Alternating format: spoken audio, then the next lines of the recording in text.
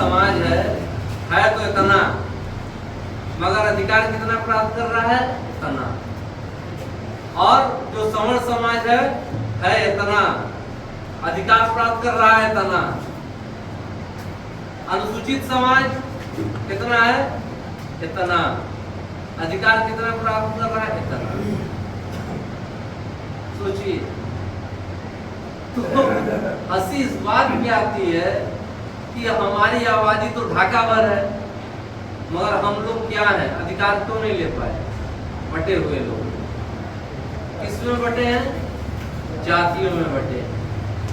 हमको एक नाम मिल गया ओबीसी का, मंडल कमीशन और अन्य संवैधानिक संस्थाओं के द्वारा, मगर ये ओबीसी क्या आज तक कभी इकट्ठा हुआ?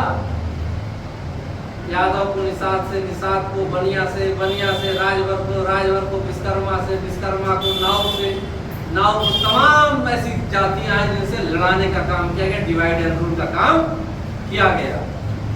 तो जब ये डिवाइड एंड रूल होगा तो बांटो और राज करो भाई। परिवार में अगर झगड़ा होता है तो मलाई असली बगलगीर खाता है, ठीक है? तो हमारे बीच जब झगड़ा होगा, हमारे बीच आपसी एकता नहीं होगी, और तो ये झगड़ा बड़ा नहीं होता है, नाली का झगड़ा होता है, मान सम्मान का झगड़ा हो जाता है। आपस में मान सम्मान हम लोग करते हैं कि जातिगत पार्टियां बनाई गई, निषाद की पार्टी बनाई गई, राजभर की पार्टी बनाई गई, पटेल की पार्टी बनाई गई और मौर्य की पार्टी बनाई गई। इसी तरह तमाम 10-12 बिरादरियों की पार्टी बनाई गई, मगर आप देखिएगा इन पार्टियों ने वो किसी की सगी नहीं, अपने जात की भी नहीं सगी है। अगर आप देखिएगा ये पूरी की पूरी जो जात के नाम पे परिवारवादी पार्टियां हैं, ये अपने परिवार की पार्टी है। आप निषाद पार्टी देख लीजिए, सांसद विधायक कौन है उनकी कास्ट का? उनका परिवार है, केवल बाप बेटा माई बेटा सब वही सम्मिलित है। राजभर में देख लीजिए वही है, पटेल में देख लीजिए वही है, मौर्य में कुछ में देख लीजिए वही है, अब यादव में देख लीजिए वही है। इनको आपसे मतलब नहीं, केवल आपका वोट लूटने के लिए। ये आपका वोट क्यों प्रधान जी? आपका वोट लूट करके ये मौज करना चाहते हैं, तो हमको सतर्क होगा। अब सवाल आता है कि ओबीसी पार्टी बनी क्यों? हम लोग लगातार ओबीसी आर्मी के रूप में काम कर रहे हैं। 2016-17 में हमारी संगठन का रजिस्ट्रेशन हो गया, और जब हम लोग काम कर रहे थे तो हम लोग क्या थे, मांग करते थे सरकारों से कि भाई हमको आरक्षण 52% मिलना चाहिए, 60% मिलना चाहिए, ये जो कॉन्ट्रैक्ट में भर्तियां हो रही हैं उसमें भी आरक्षण लागू होना चाहिए, प्राइवेट जो भर्तियां हो रही हैं उसमें भी। और ये लागू करेगा कानून बनाने वाले लोग। ये कानून बनाने वाले लोग कहाँ से आते हैं? हमारे आपके बीच से जाते हैं। ये कहाँ बैठे हैं? विधानसभा में बैठे हैं और संसद में बैठे हैं।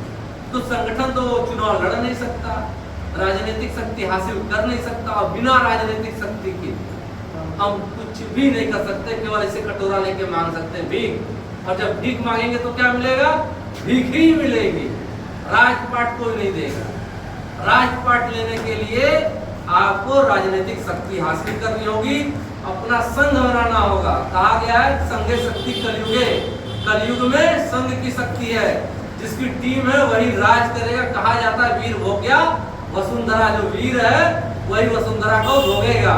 और ये वीर कौन है? वीरता कैसे आती है? जब आपके लग शक्ति होगी, और शक्ति कैसे होगी? अकेले से नहीं होगी, समूह से होगी।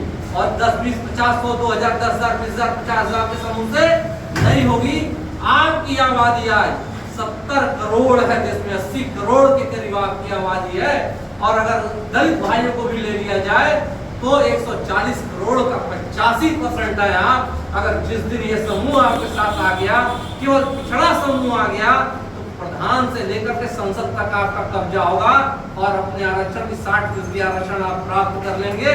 और कोई ऐसा घर नहीं होगा जहाँ रोजी रोजगार और नौकरी न होगी। ये तब होगा जब हमको राजनीतिक शक्ति हासिल होगा। इसीलिए 19 अप्रैल 2023 को कॉन्स्टिट्यूशनल क्लब दिल्ली में 7 राज्यों की बैठक हम लोगों ने किया। 35 से अधिक पिछड़ी जातियों के लोग वहां मौजूद थे।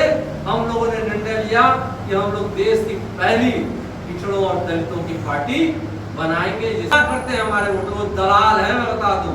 और जातियों की जो पार्टियां हैं, इस समाज के लिए, हमारे और आपके बच्चों और भविष्य के लिए जहर है। तो जो अगस्त को जो बीज बोया गया, 7 अगस्त को जो ये बीज बोया गया था, जिसमें हमको 27% आरक्षण अगर हम सपूत हैं तो इसको आगे बढ़ाना होगा। क्या क्या आगे बढ़ाना होगा?